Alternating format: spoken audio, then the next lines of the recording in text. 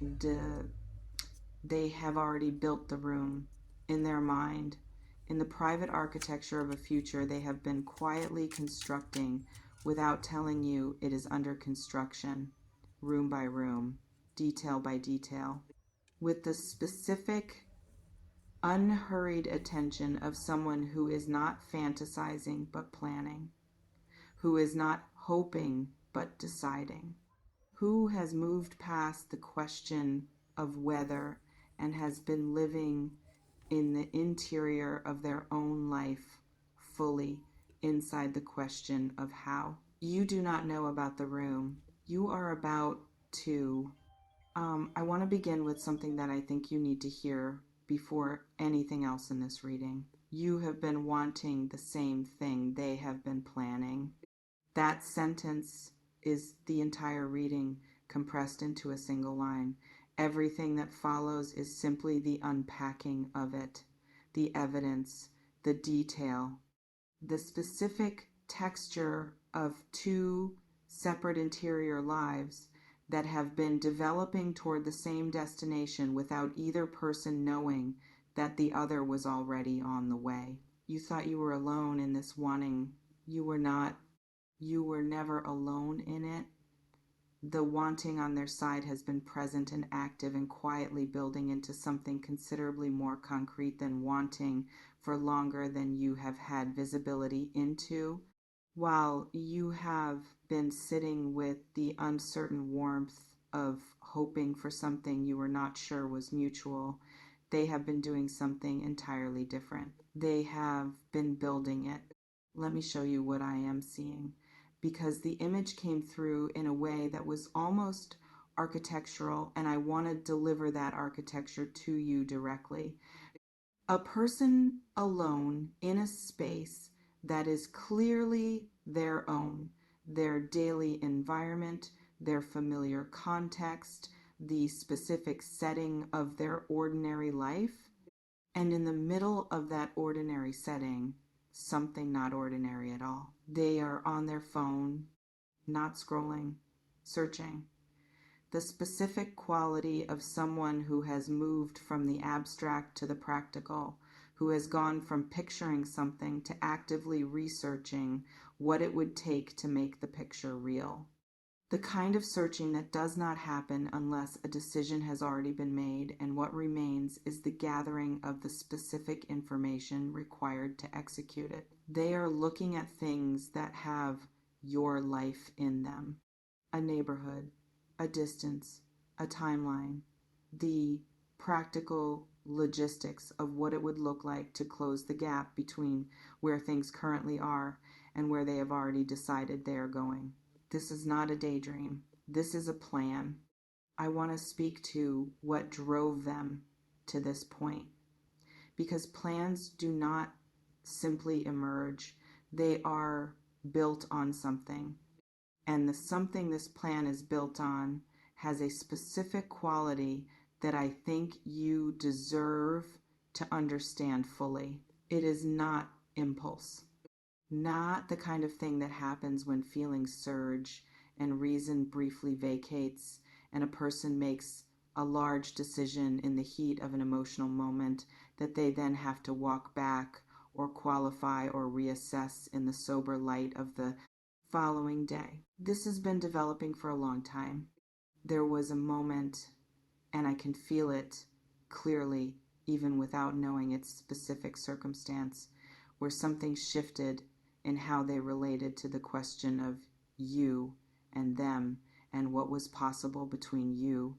A moment where the answer to that question changed, not because new information arrived necessarily, but because the existing information accumulated through however much time and however many interactions and however many private observations of who you are and how you move through the world reached a critical mass that produced a different kind of knowing than what had been there before. Not, I want this.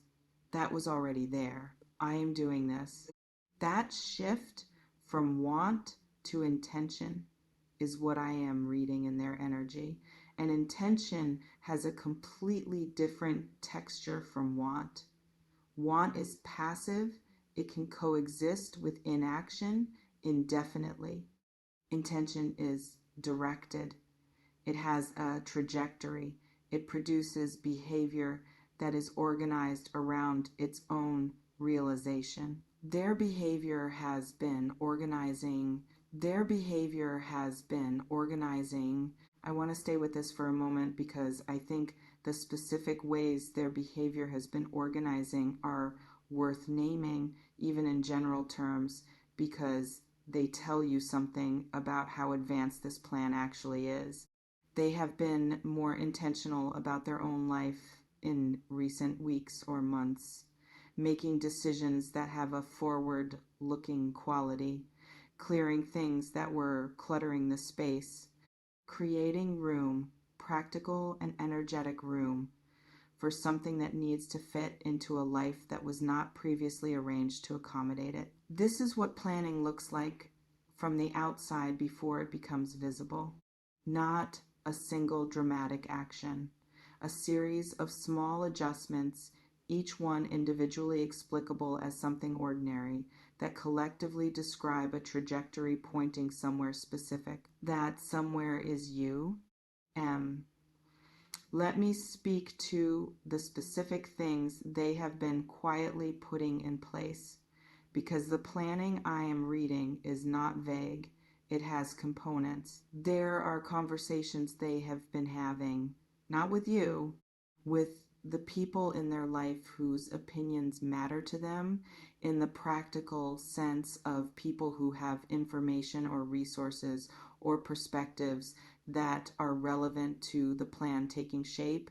They have been sounding people out, gathering information, asking questions that would only make sense to someone who is actively thinking about a specific future rather than speaking hypothetically about futures in general. Those conversations have been more frequent recently.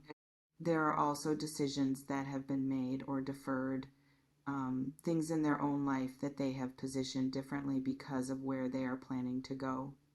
Things they have delayed committing to because committing would conflict with a timeline they are already running. Things they have moved forward on because doing so creates conditions that serve the plan. Their life has been rearranging itself around an intention you did not know existed. And underneath all of this, the most significant thing, the thing that is the actual engine of everything else. They have imagined what your life looks like together in a level of detail that is not the territory of hope. It is the territory of decision.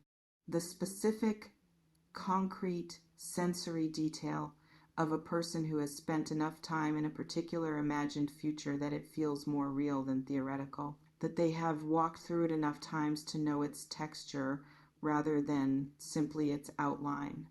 You are in every room of that imagined future, not as an afterthought, as the central fact around which everything else is organized. I want to speak to the part of this that matches what exists in you, because the title of this reading says you both want the same thing, and I want to honor the you in that sentence as much as the them. You have your own version of this future, perhaps less detailed, perhaps held more tentatively, with more protective ambiguity around the edges, because the uncertainty of not knowing whether the wanting is mutual has kept you from fully inhabiting the wanting the way you might inhabit it if you knew what I am telling you right now. But it has been there in the moments when you let yourself look directly at it instead of sideways, in the specific warmth that arrives when you think about this person in the particular way that is different from how you think about others.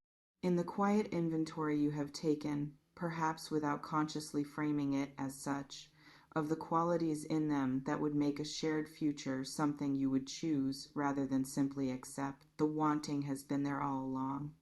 What has been missing is not the wanting. What has been missing is the knowledge that the wanting is shared. You have it now. Let me ask you something, and I want you to sit with it before answering, even silently to yourself. When you imagine this person in your future, the actual future, the one you live in rather than the one you manage your expectations around, what does it look like? Not the version you have been allowing yourself, the full version, the one that arrives in the unguarded moments before you have had time to introduce the reasonable amendments. The one that has more in it than you have been permitting yourself to want openly.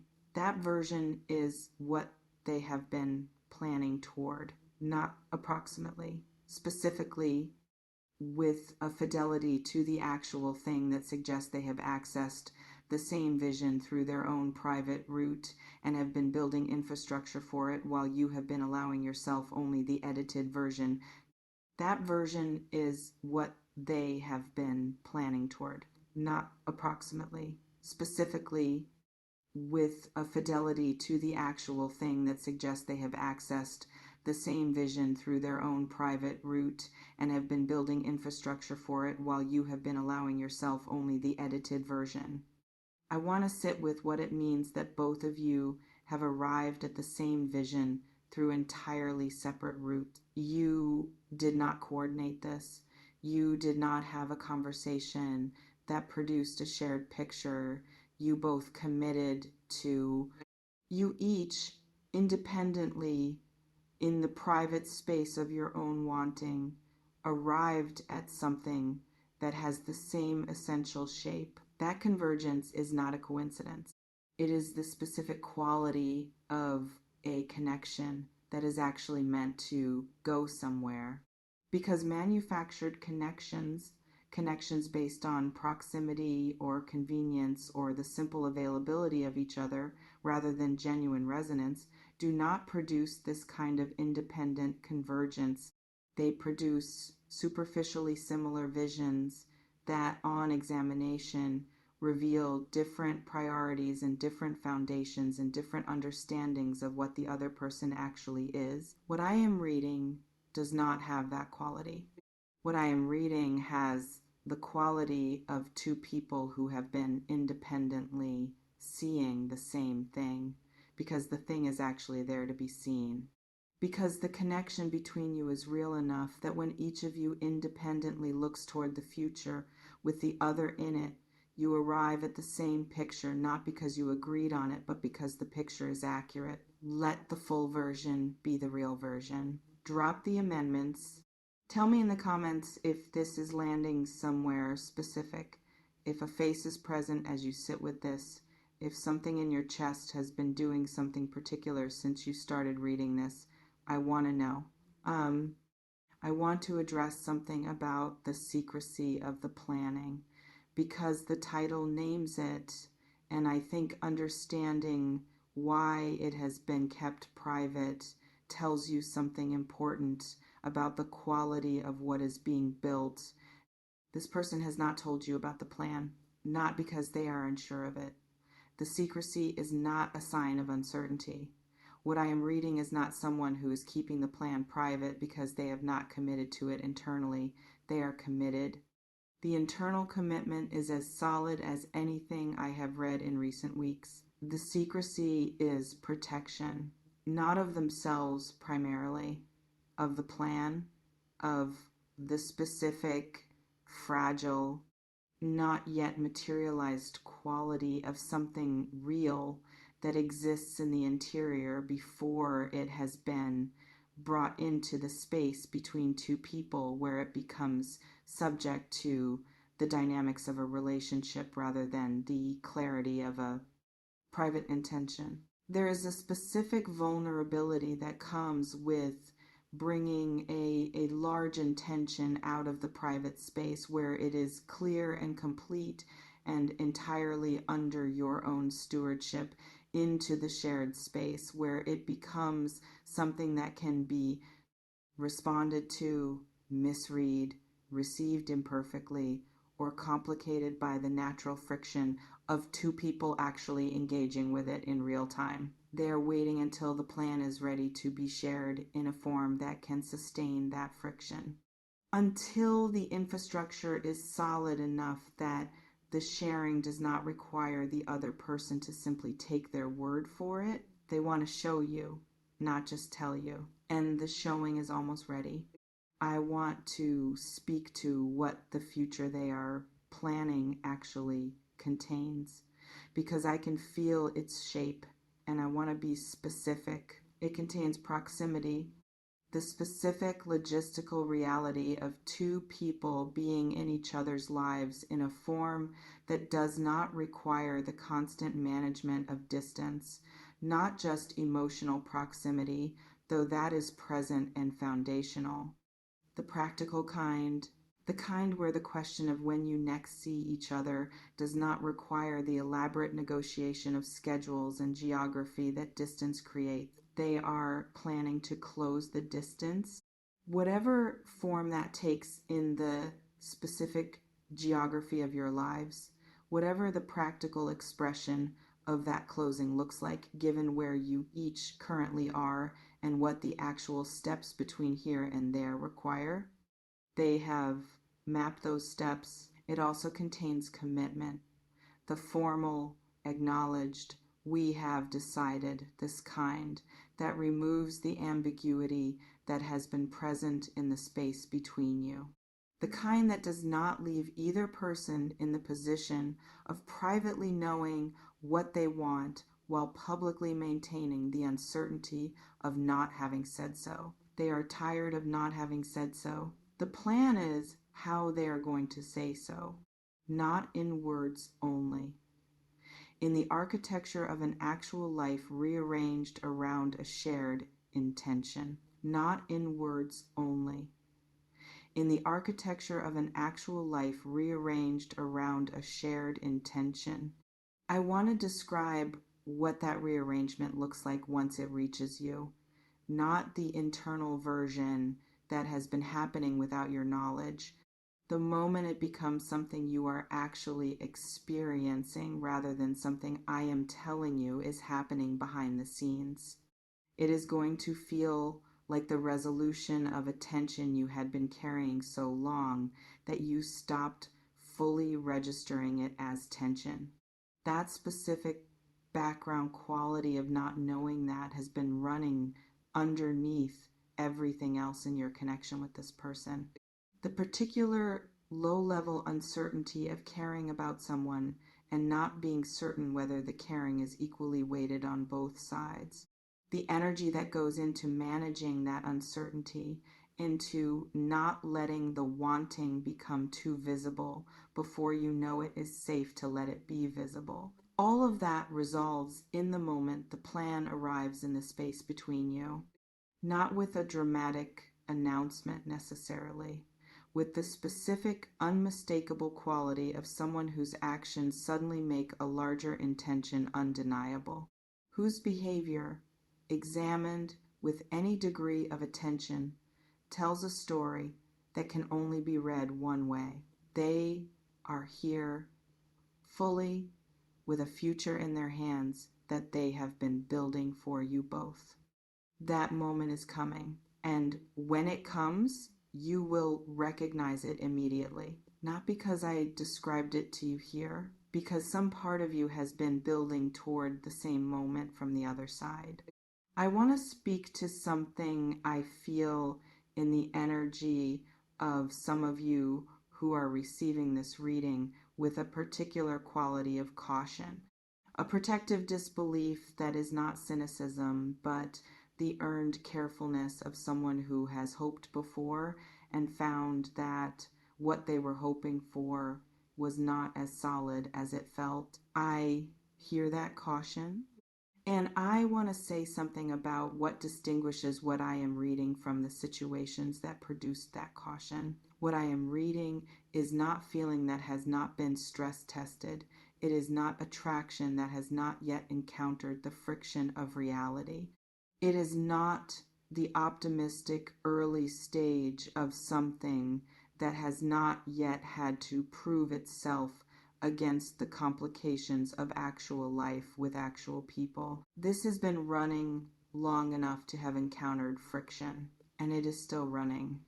The fact that what they feel for you has persisted through whatever has happened between you, through whatever distance or complication or ambiguity has characterized the space between you at various points, and has not diminished but instead produced a plan, is the evidence. Feelings that produce plans have survived their own testing. That is a different category of feeling from the ones that require your caution. As we close, I want to give you the full image, not a piece of it, the whole picture. Two people, both of them wanting the same thing, both of them in their separate interior lives oriented toward the same future.